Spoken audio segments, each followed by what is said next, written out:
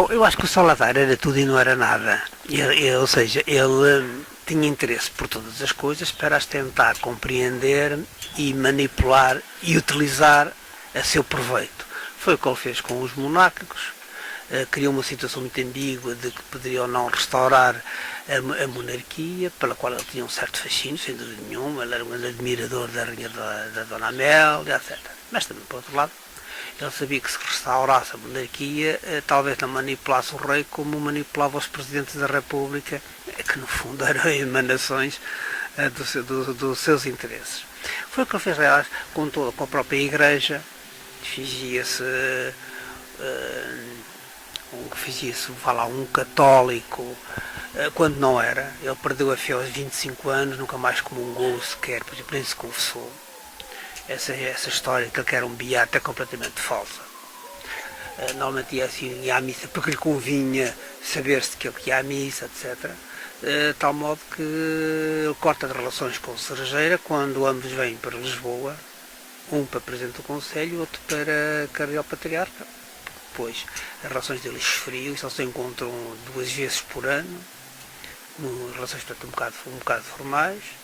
Teve conflitos sempre ao longo do seu reinado, ou do seu consulado neste caso, frequentes com a Igreja, mesmo por causa da concordata, em que ele foi um bocado duro nas negociações, a tal ponto que o cardeal, o representante do Vaticano, quando acabaram as negociações e a concordata foi assinada, no aeroporto, quando se ia embora, falando com os jornalistas, ele disse: Salazar é uma encarnação do demónio. Isto foi publicado nos jornais porque convinha ao Salazar que isto saísse, que era para as pessoas percebessem que havia um certo distanciamento.